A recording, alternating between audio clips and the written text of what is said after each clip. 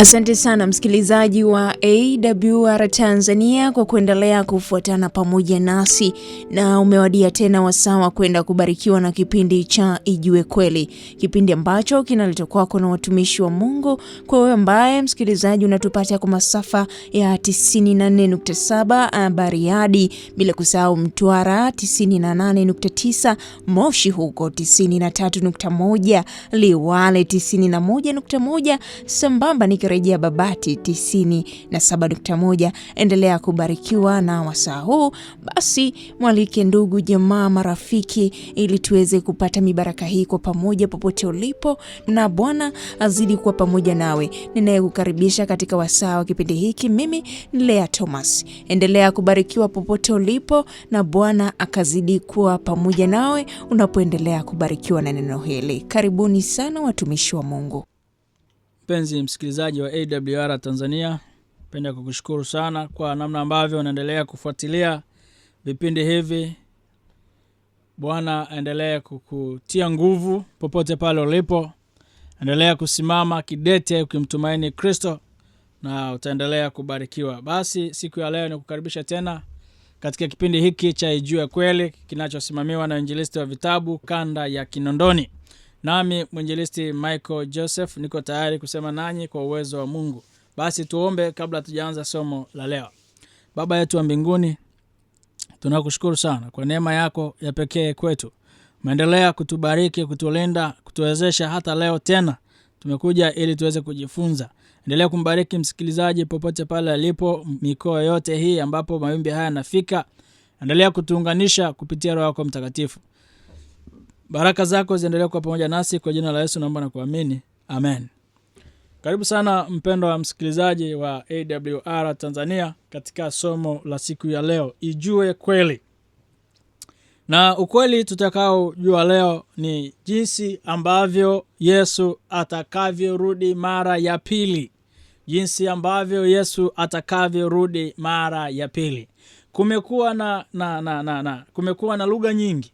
Na kumekuwa na watumishi wengi, kumekuwa na watu wengi ambao wakati mwingine unasikia Yesu amerudi yuko Kenya, Yesu amerudi yuko Marekani, Yesu amerudi yuko sehemu fulani. Sasa leo tutajifunza kwa mjibu wa neno la Mungu, yani Biblia, jinsi gani huyu Yesu atakavyorudi mara ya pili. Je, ni kwa siri au kwa waziwazi? Atatokea wapi? Duniani chini, makaburini chini, au mbinguni juu? Atatokea wapi? Mashariki au kaskazini au magharibi au kusini? Atatokea wapi? Ni kwa namna gani Yesu atakavyorudi? Nikukaribisha sana. Lakini tunapoanza turejee na tuanze kwa kusoma kitabu cha Yohana sura ya 14. Sura ya 14 ya Yohana mstari wa 1 mpaka wa 3. Neno la Mungu linasema, msifadhaike mioyoni mwenu, mnamwamini Mungu, niaminini na mimi. Msifadhaike mioyoni mwenu, mnamwamini Mungu, niaminini na mimi. Nyumbani mwa Baba yangu mna makao mengi, kama sivyo ningaliwaambia, maana naenda kuwaandalia mahali. Basi mimi nikienda na kuandalia mahali, nitakuja tena niwakaribishe kwangu, ili nilipo mimi nanyi mwepo. Maneno haya Yesu anawaambia wanafunzi wake, wanafunzi ambao wamefanya nao kazi kwa miaka 3.5, wanafunzi ambao wamezoea uzoefu wa Yesu, wanafunzi ambao wamezoea kuona miujiza, wamezoea kuona namna ambavyo akifufua watu, wamezoea kuona namna ambavyo akiponya watu, wamezoea kuona namna ambavyo anatenda miujiza hata nyakati ambapo mambo yanakuwa magumu. Lakini leo Yesu anapoaga wanafunzi wanaonekana wakiwa katika hali ya upweke, hali ya kupungukiwa, wakionekana kana kwamba wameachwa pasipo na Baba. Ndipo Yesu anawaambia, msifadhaike kwa kuwa mnamwamini Mungu, basi mniamini na mimi. Ninakwenda kuwaandalia makao, ili nilipo mimi nanyi muweze kuwepo. Lakini Matendo sura ya 1 mstari wa 9 anasema, akiisha kusema hayo, Walipokuwa wakitazama, akainuliwa, wingu ikampokea kutoka machoni pao.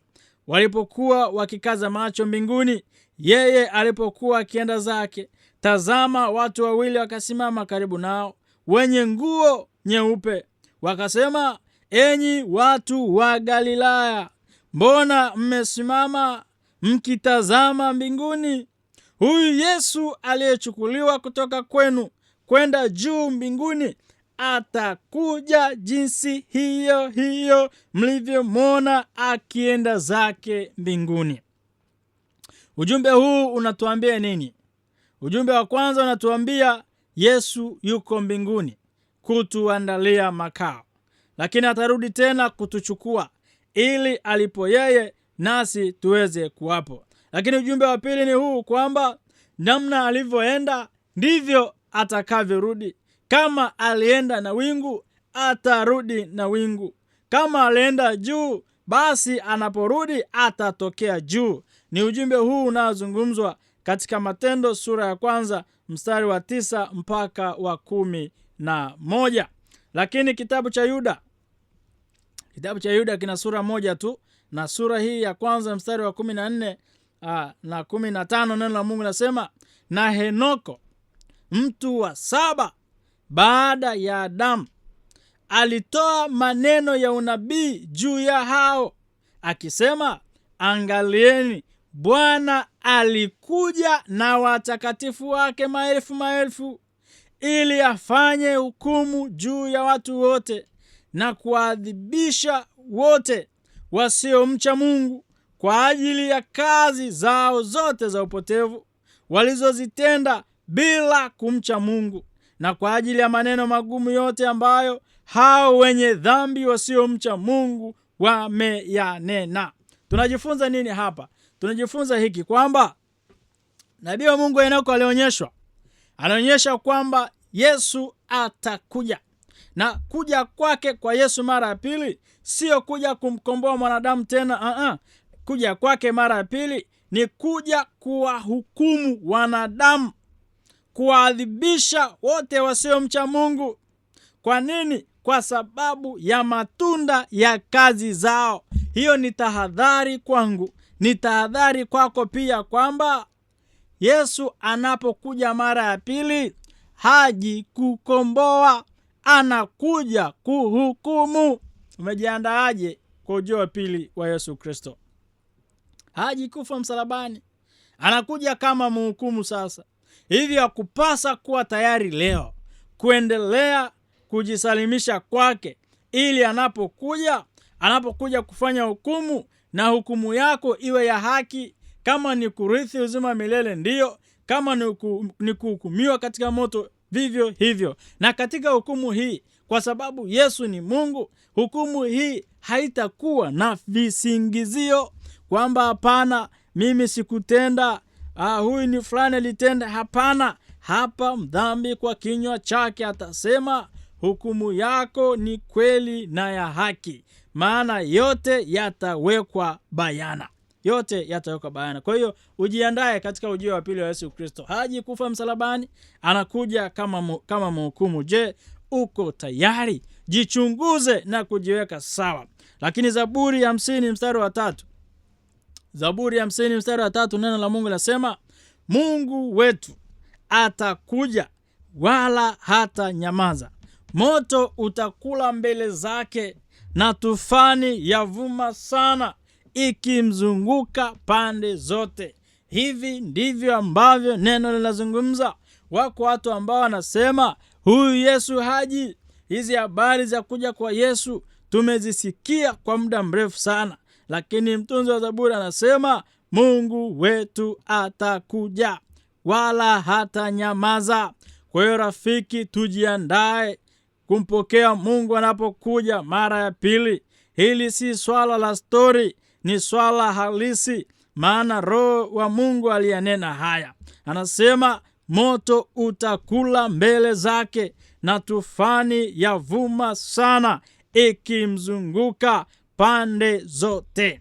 Hivyo ujiandae, na ujiandae kwa sababu ni kweli kwamba Yesu atakuja na hata nyamaza. Hata maovu nayoona katika ulimwengu wa leo, si kwamba ametosheka nayo, no, anayavumilia tu, akijua saa itafika, saa ya hukumu aliyoandaa, atakuja kuhukumu ulimwengu.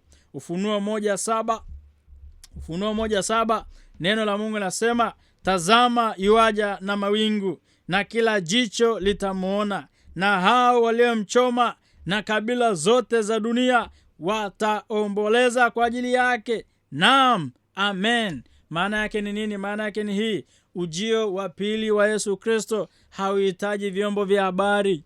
Ujio wa pili wa Yesu Kristo hautasikilizwa kwenye taarifa kwamba jamani, mmesikia Yesu amekuja. No, maandiko yanasema, tazama yuaja na mawingu, na kila jicho litamuona. Hapa hakuna hadithi, hakuna kuhubiriwa hapa. Hapa ni kila jicho litamuona. Na jicho litamuona akisema kwamba hata wale waliomchoma na kabila zote. Maana yake ni kwamba wema watamuona ndio, waovu nao watamuona ndio, ili waamini ya kwamba alisema atakuja, naye amekuja. Kwa hiyo wewe ambaye huamini leo ya kwamba Yesu alikuja, ya kwamba Yesu atakuja, utaamini kwa machozi atakapokuja mara ya pili. Kwa hiyo swala la kumuona si wema tu, hata waovu pia watamuona. Lakini baada ya kumuona, nini kitatokea? Ni matokeo ya chaguzi ambayo tumefanya. Ikiwa tulijiandaa kwayo, tutamlaki hewani. Ikiwa hatukumchagua, tutaangamia, tutakufa, maana utukufu wake hatutaweza kustahimili. Hivyo Yesu atakuja na mawingu. Yesu haji kwa gari. Yesu hatokei mkoa fulani. Yesu hatokei nchi fulani. Yesu hatokei sehemu fulani. Yesu anatokea mawinguni. Kwa jinsi hivyo hivyo kama alivyoenda, ndivyo atakavyokuja. Alienda kwa mawingu, atarudi kwa mawingu. Kila jicho litamuona. Kila jicho litamuona. Kitabu cha Mathayo sura ya 24. Mathayo sura ya 24 mstari wa 27, neno la Mungu linasema, kwa maana kama vile umeme utokavyo mashariki ukaonekana hata magharibi, vivyo ndivyo kutakavyokuwa kuja kwake Mwana wa Adamu. Kwa maana kama vile umeme utokavyo mashariki ukaonekana hata magharibi, vivyo ndivyo kutakavyokuja kwake Mwana wa Adamu. Si swala la siri.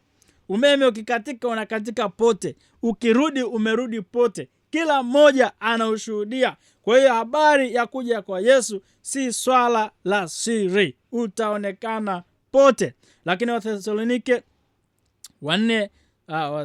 wa kwanza sura ya 4 mstari wa 16 mpaka 18, neno la Mungu nasema, kwa sababu Bwana mwenyewe atashuka kutoka mbinguni pamoja na mwaliko na sauti ya malaika mkuu na parapanda ya Mungu, nao waliokufa katika Kristo watafufuliwa kwanza. Kisha sisi tulio hai tuliosalia tutanyakuliwa pamoja nao katika mawingu, ili tumlaki Bwana hewani, na hivyo tutakuwa pamoja na Bwana milele. Basi farijianeni kwa maneno hayo. Mpendwa rafiki, katika nyakati za mwisho hizi, ikiwa huna jambo la kukufariji, ni hili ya kwamba Yesu anakuja.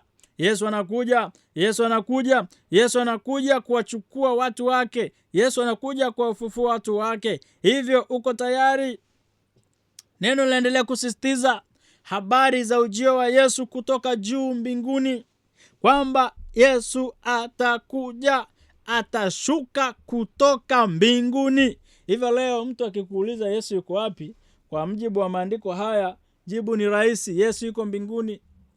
Maana ndipo atakapotokea. Ndipo atakapotokea. Hivyo atakuja pamoja na mwaliko na sauti za malaika mkuu na parapanda ya Mungu, nao waliokufa katika Kristo. Hiyo ni jinsi ambavyo mambo atakuwa. Yesu akija, wa kwanza watafufuliwa wale waliokufa katika Kristo.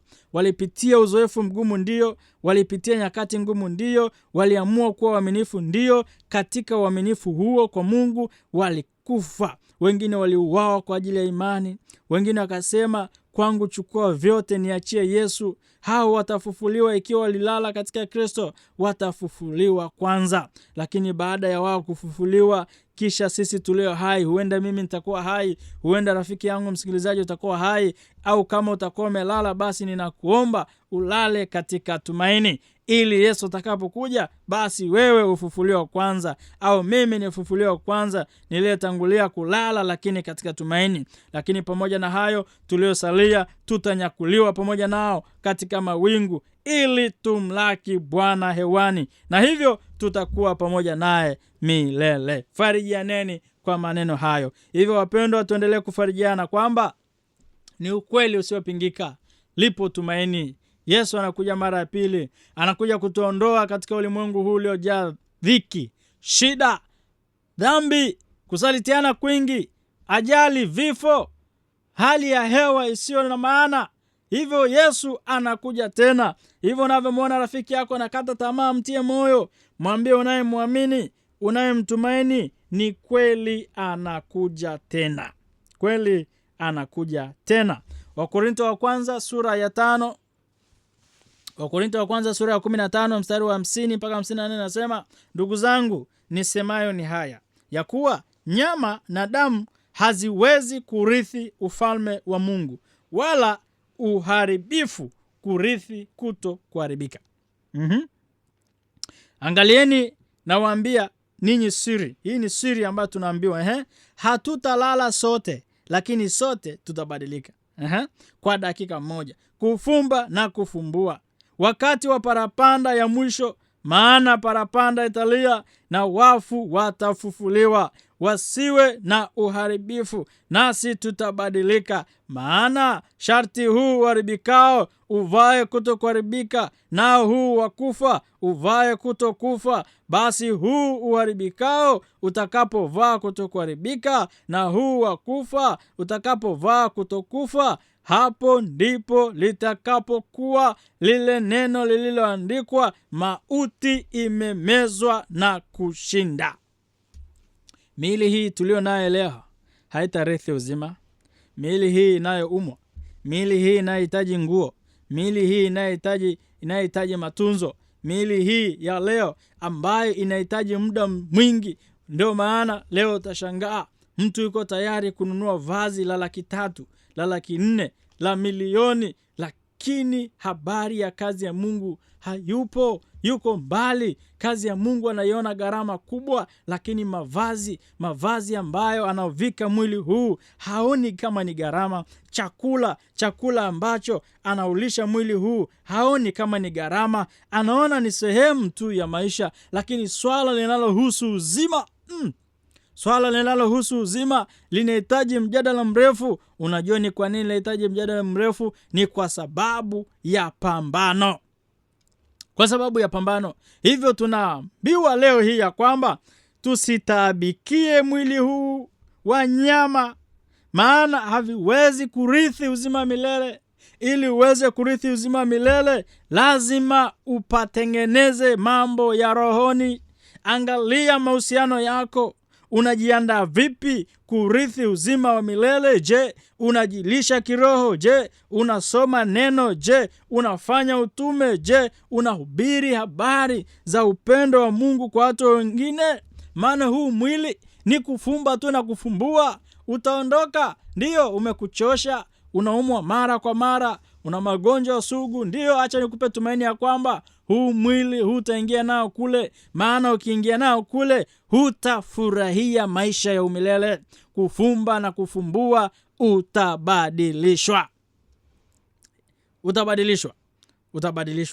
Na kubadilishwa huku, anasema ndiyo maana halisi ya mauti imemezwa na kushinda. Maana hutaugua tena, hutalia tena, hutahuzunika tena, kwa sababu mwili huu wa kuharibika umebadilishwa na kuvaa kuto kuharibika.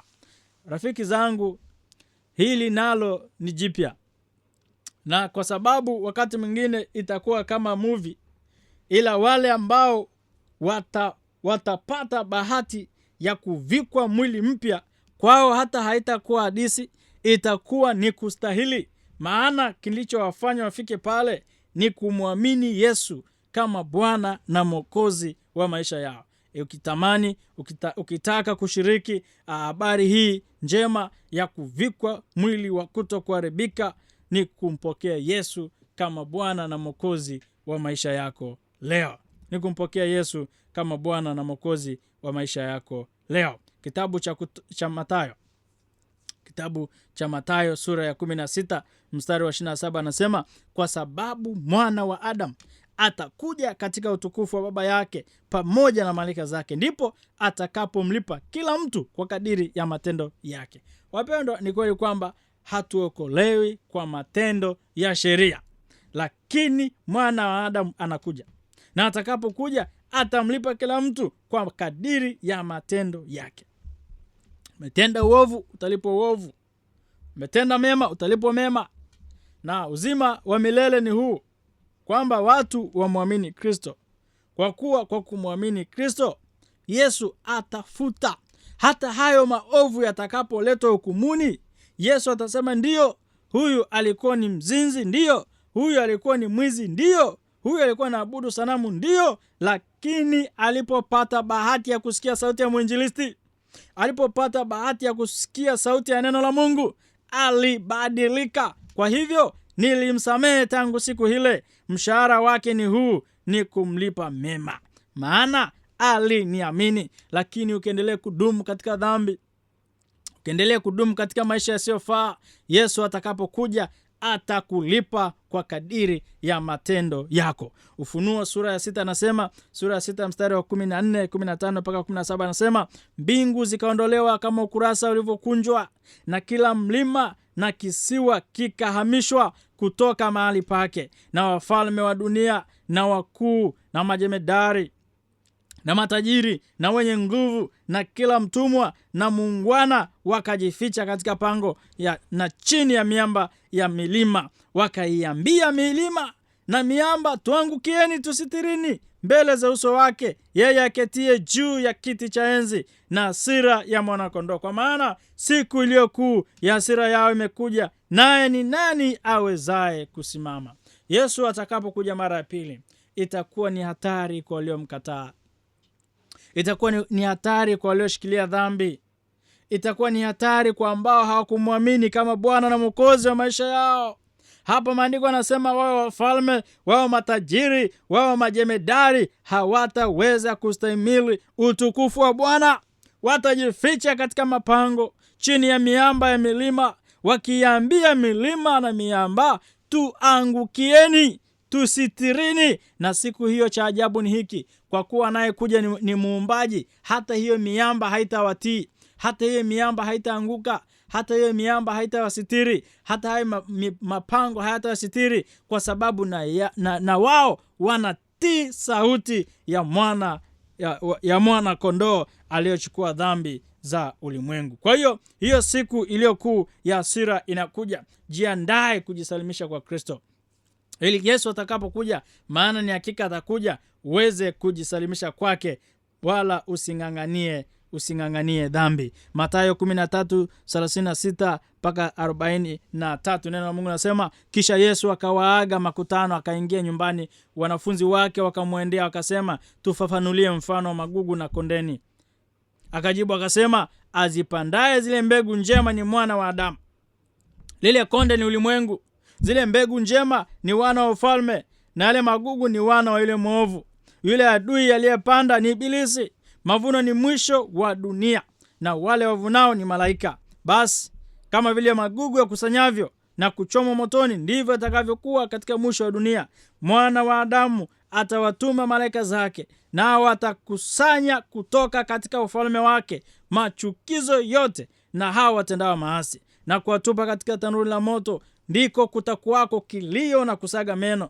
ndipo wenye haki watakapong'aa kama jua katika ufalme wa Baba yao. Mwenye masikio na ayasikie. Ni nini kinachozungumzwa? Habari ni hii: hao waovu unaoona katika ulimwengu huu ni mbegu iliyopandwa na mwovu, Shetani mwenyewe.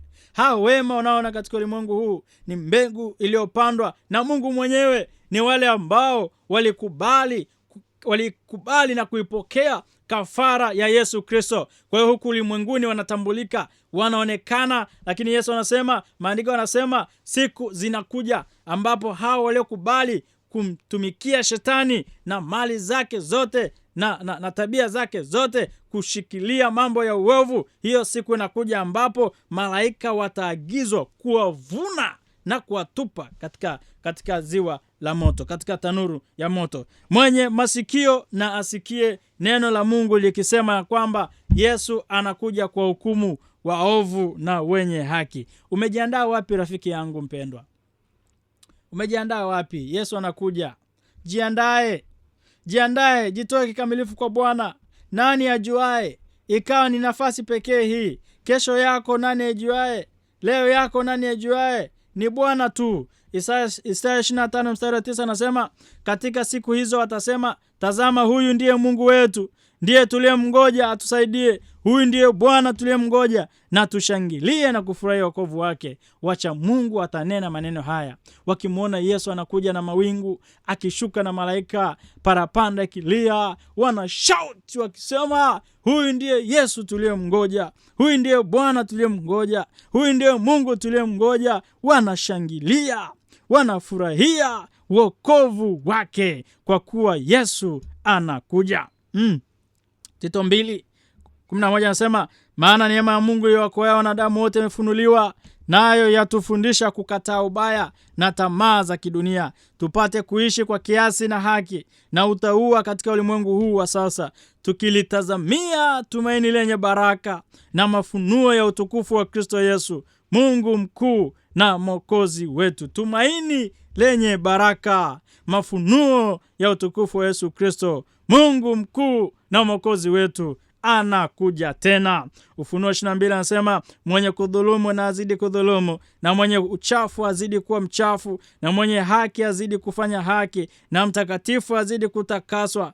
Tazama naja upesi, na ujira wangu pamoja nami, kumlipa kila mtu kwa kazi yake ilivyo. Na Roho na bibi harusi wasema njoo, naye asikiaye aseme njoo, naye mwenye kiu na aje, na yeye atakaye na yatoe maji ya uzima bure. Yeye mwenye kuyashuhudia haya asema, naam, naja upesi. Amina, na uje Bwana Yesu. Mimi nilisikia sauti ya Bwana ikiniambia njoo. Nikaja nikaona raha yake ya kuwa mikononi mwa Mungu. Leo nami nimekuja nikikwambia, ewe msikilizaji wa AWR, kule Dodoma, kule Morogoro, kule Geita, kule Mwanza, kule Msoma, kule Biharamulo, ya kwamba njoo, Yesu anakuita, ili atakapokuja uweze kufurahia kwa kusema, huyu ndiye niliyemngoja. Mpendwa wa msikilizaji wa AWR, tujiandae kwa kusalimisha maisha yetu kwa Yesu, ili atakapokuja tuwe watu wa kufurahia, tusiwe watu wa kunungunika, tusiwe watu wa kuumia. Yesu haji kufa msalabani tena, bali anakuja kuchukua watu wake na kutawala nao milele zote. Je, uko tayari kufurahi pamoja na Yesu milele? Uko tayari kupokea Yesu ajapo mara ya pili? Salimisha maisha yako leo. Mkabidhi Yesu maisha yako leo, ili atakapokuja kwako hiyo furaha isiwe kilio na kusaga meno. Tuombe. Baba yetu, tunakushukuru sana. Asante sana kwa siku ya leo. Tumejifunza ya kwamba ni hakika Yesu unakuja tena ukitokea mbinguni. Asante kwa wasikilizaji wale waliosikia. Roho wako Mtakatifu endelea kufanya kazi ndani yetu. Endelea kututengeneza, endelea kutuimarisha, endelea kutubariki. Usituache wapweke. Roho wako Mtakatifu akae nasi siku zote na milele. Amen. Asante sana msikilizaji popote pale ulipo. Ulikuwa nami mwinjilisti Michael Joseph. Namba yangu ni 0759533933. Mungu akubariki sana. Endelea kusikiliza AWR Tanzania, sauti ya matumaini.